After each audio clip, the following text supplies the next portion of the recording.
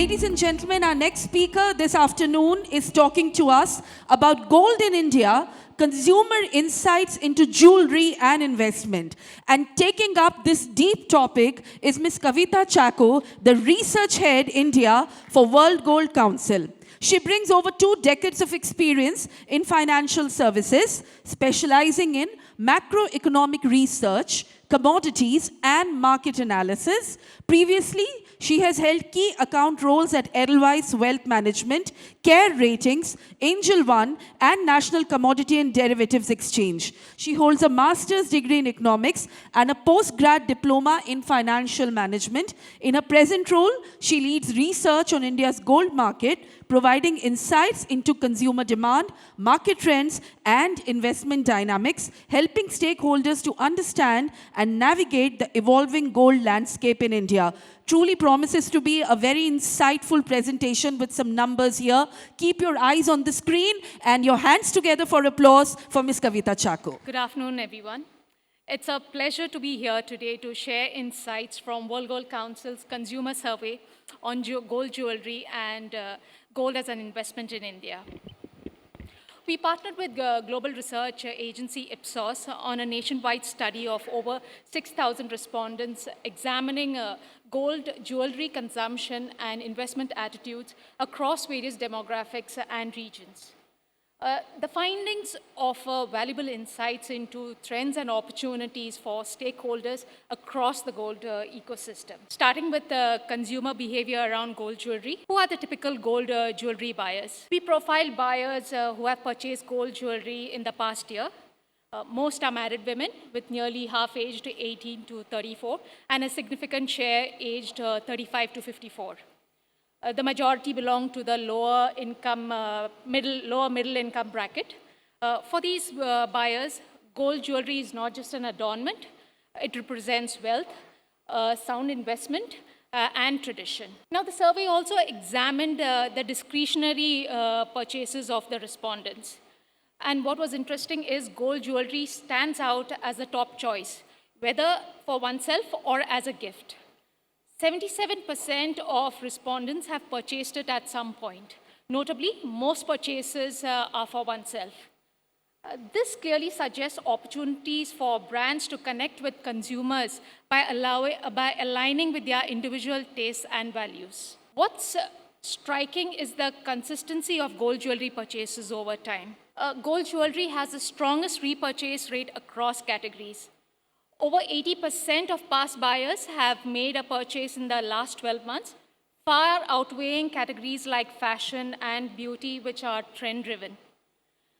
This reflects enduring demand and reinforces gold's status as more than a one-time buy. It is rather a lasting habit. However, when we look at demographic preferences, a more nuanced picture emerges.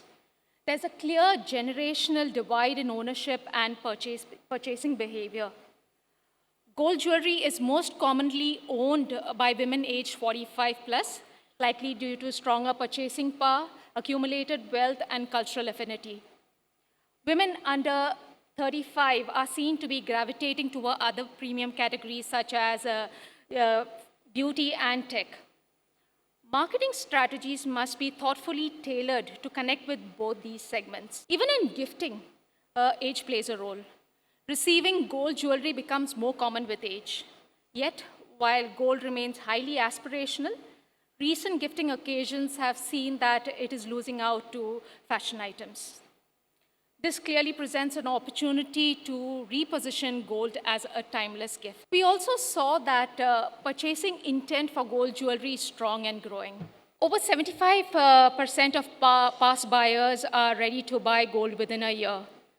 Even among non-buyers, more than 3/4 are considering gold jewelry for themselves or as a gift. This highlights significant headroom for market expansion, and brands can tap into this with targeted marketing and consumer education. Now, when it comes to purchase decisions, word of mouth and in-store experience play a key role. Most respondents said that they rely on advice from friends and family, and almost half turn to in-store guidance. Digital research is also on the rise. However, when it comes to jewelry purchases, in-store purchases lead the way. Nearly 90% of all purchases still happen in-store. While online platforms like e-commerce and brand websites do play a role, their share remains relatively smaller. This clearly highlights the importance of physical retail, where knowledgeable staff, personalized service, and in-store experience strongly influence buying decisions. We now move to consumer behavior to gold as an investment. Here too, we profiled the gold investor, and here too, we found that half are women, and that is largely due to the gold jewelry ownership. Here, the investors are more likely to be from the middle-income households. And when it comes to mindset and attitude towards investing, gold investors tend to value financial security, prefer simplicity, and have a long-term view of their investment. When we examine respondents' overall investments, gold stands out as a consistent and popular choice. 73% of the respondents have invested in gold. Nearly 90% of those investors continue to stay invested. Compared to other assets like equities or real estate, gold shows more consistent long-term engagement. When it comes to financial objectives, needless to say, wealth growth leads. But for gold investors, one short objective stands out: saving for a property. In fact, a fifth of those who invested in gold in the past year are building a deposit for buying a property. This makes gold both a short-term and a long-term asset. In terms of information sources for investment decisions, it is seen that investors use a wide mix of sources to make decisions. Investment platforms and newspapers are trusted more than social media. This, in fact, contrasts with jewelry buying, where friends and family influence is the strongest. Looking a little deeper into the investment behavior, it is seen that investor behavior stays consistent across the various gold products. Most are held for 4 to 6 years. ETFs and digital gold see more frequent contribution, making them more active forms of investment. Now, what about those who have not invested in gold? Is there interest? There's a strong openness to gold among this class. Over half of them who have never invested in gold are open to it. Around a fifth are considering a purchase in the next year, and about a third are open to it in future. This presents a clear opportunity to industry to unlock new demand. However, to tap into this potential, familiarity with gold products is key. Awareness of gold investments option beyond gold is limited, especially among those who have not invested. Fewer than 40% of our respondents were familiar with gold ETFs.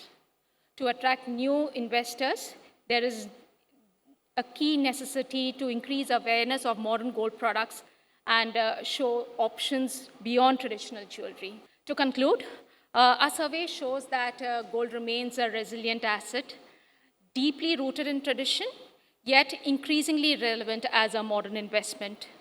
For industry stakeholders, this means a clear opportunity to build on trust, enhance product familiarity, and drive the next wave of sustained growth.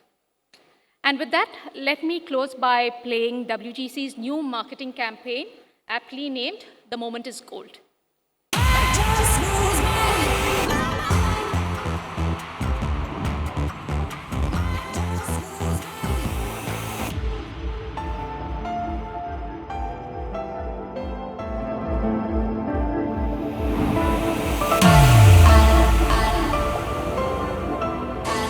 When the shine of love keeps you together, the moment is gold.